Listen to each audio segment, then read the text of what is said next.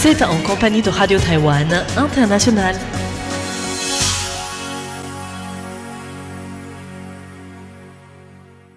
Bonjour à toutes et à tous, bienvenue sur Radio Taïwan International. Voici le programme de ce lundi 27 juillet 2026. Le journal de l'actualité taïwanaise sera présenté par Tiffany Lee.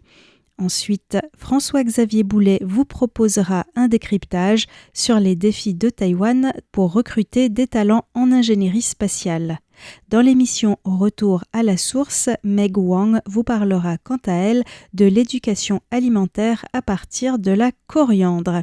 Et enfin, pour celles et ceux qui nous écoutent sur Internet, dans Contes à rebours, Thérèse Pan vous racontera l'histoire du négociateur impérial rabaissé à paître des moutons. Je vous laisse tout de suite en compagnie de Tiffany Lee pour les grands titres de l'actualité taïwanaise. La Lituanie reprend ses négociations avec Taïwan. Taipei réagit au reportage sur la reproduction en Chine de sites gouvernementaux taïwanais à des fins de préparation militaire. Une ONG taïwanaise offre 1200 kits de tests de détection de drogue au Palau. Appel à manifester contre la conduite sous l'emprise d'alcool et de stupéfiants. Bonjour à toutes et à tous, bienvenue dans ce journal de l'information présenté par Tiffany Lee. Tout de suite, le développement des principales actualités de ce lundi 27 juillet 2026. La Lituanie reprend ses négociations avec Taïwan. Le ministère des Affaires étrangères de la Lituanie aurait, selon la chaîne de télévision lituanienne LRT, exprimé à l'agence de presse BNS que la politique diplomatique de la Lituanie sur long terme comprenait le développement de la coopération économique avec Taïwan.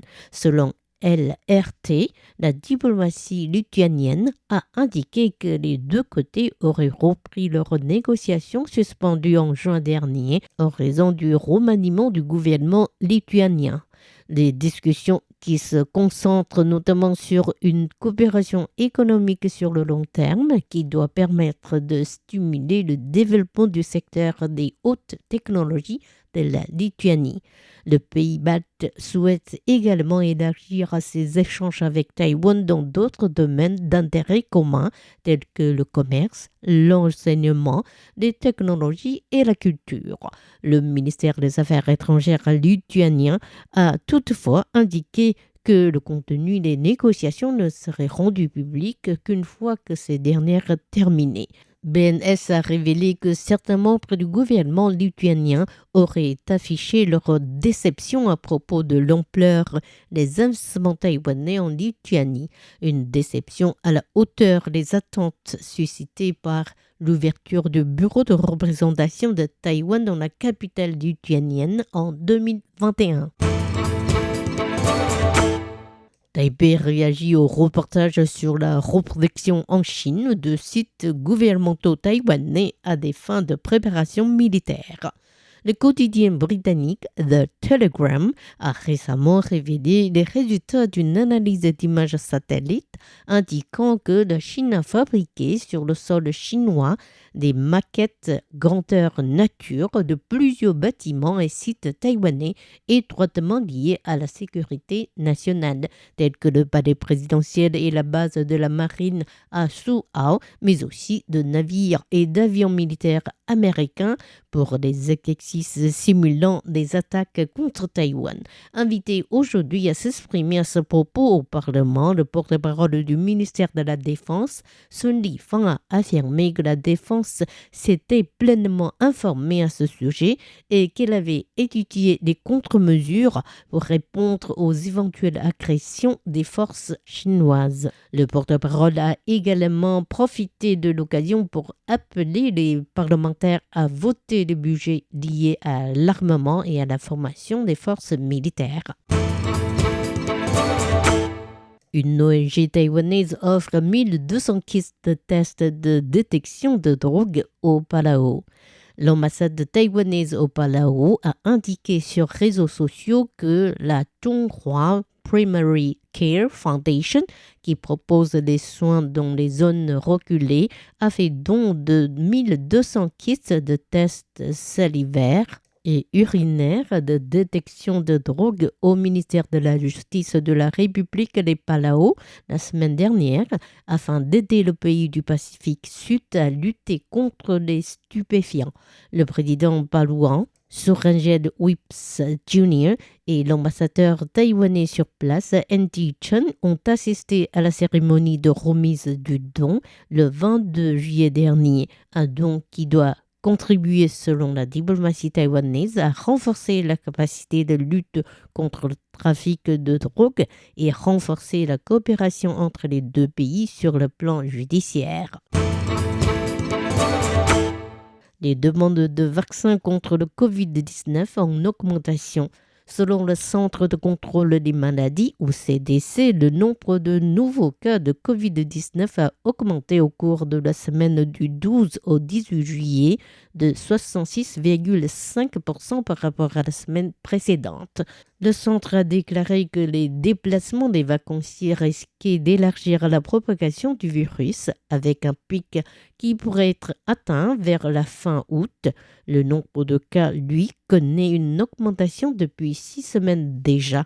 Les avertissements du CDC ont incité un grand nombre de Taïwanais à se faire vacciner, si bien que des pénuries de vaccins sont survenues dans certaines villes. En réponse, le Centre de contrôle des maladies a affirmé que le pays disposait encore de quelques 400 000 doses en stock, appelant les municipalités concernées à préciser leurs demandes 3 jours en avance, afin que les laboratoires gouvernementaux aient suffisamment de temps pour décongeler les vaccins et gérer les livraisons. Les statistiques du CDC indiquent que jusqu'ici, la demande nationale de vaccins contre le Covid-19 s'établissait à 2500 doses par semaine en moyenne. Appel à manifester contre la conduite sous l'emprise d'alcool et de stupéfiants. La National Association of Equality for Life Taiwan, ou NAELT, et la Chinese Association for Human Rights, ou CAHR, ont tenu aujourd'hui une conférence de presse annonçant une manifestation contre la conduite sous l'emprise d'alcool et de stupéfiants. Ce rassemblement, qui aura lieu le 1er août sur le boulevard Ketagalan devant le palais présidentiel, vise à demander au gouvernement de renforcer les sanctions contre les conduites sous emprise. Le président de la CAHR et avocat, James Wei, a dénoncé l'injustice en évoquant plusieurs accidents de la route survenus récemment, affirmant que le système judiciaire du pays protégeait davantage les auteurs que les victimes. Aux côtés des responsables des ONG, le député KMT Hong Meng-kai, issu du principal parti d'opposition, a souligné le caractère non politique de la manifestation. Cette manifestation n'a absolument pas été initiée par un quelconque parti politique. Elle sera organisée par des ONG qui invitent tous les groupes politiques à y prendre part. Tant qu'ils partagent ces idées, je pense que les responsables des associations organisatrices les accueilleront avec plaisir.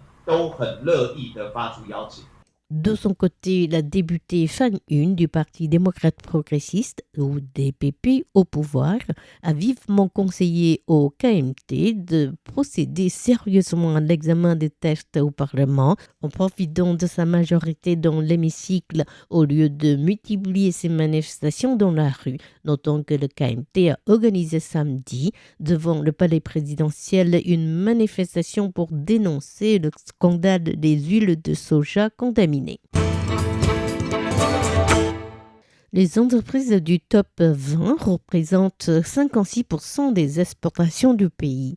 Les statistiques du ministère des Finances indiquent qu'en 2025, les grandes entreprises taïwanaises ont vu leur place renforcée, aussi bien dans les importations que dans les exportations. On comptait ainsi 64 000 entreprises exportatrices en 2025 contre 77 000 en 2016. Les 20 premières entreprises ont ainsi représenté 56% de la valeur totale des exportations du pays en 2025, soit une augmentation de 27,4 points de pourcentage par rapport à 2016. Du côté des importations, on comptait 95 000 firmes importatrices en 2025 contre 91 000 en 2016. Le top 20 représente 47,4% de la valeur totale des importations l'an dernier et le top 50, 57,8%. Les deux groupes ont respectivement enregistré une croissance de 17 points de pourcentage par rapport à 10 ans auparavant. En termes de valeur, les exportations du pays ont totalisé 638,7 milliards de dollars américains en 2025, tandis que les importations se sont chiffrées à 477,6 milliards de dollars américains, soit 2 fois plus important qu'en 2016, à la fois pour les importations et les exportations. Un séisme de magnitude 5,6 dans le Nouveau Taipei. Un séisme de magnitude 5,6 sur l'échelle de Richter est survenu hier soir à 20h36 dans le Nouveau Taipei, dans le nord du pays. L'épicentre était situé à 35,8 km au est-sud-est de la mairie du Nouveau Taipei, dans la banlieue de Shuangxi, avec un foyer sismique situé à 95,7 km de profondeur. En termes d'intensité, le tremblement de terre a atteint une puissance de 3 dans la plupart des villes du nord, telles que Taipei, le Nouveau Taipei, Taoyuan, Hsinchu et Yilan. L'administration centrale de météorologie a attribué la cause du séisme à un phénomène de subduction concernant la plaque océanique des Philippines passant sous la plaque eurasiatique. Si dégâts significatifs n'ont été rapportés, l'administration centrale de météorologie a averti que des répliques d'une magnitude proche de 5 pourraient survenir durant la semaine à venir, mais qu'elles ne seraient probablement pas ressenties étant donné leur profondeur.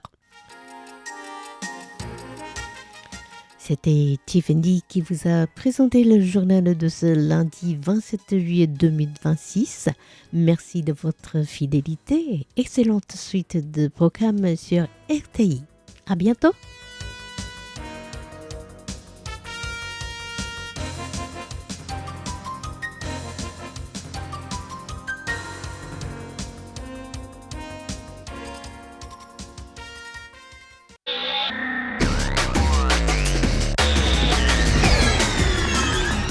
Vous êtes à l'écoute de Radio Taïwan International.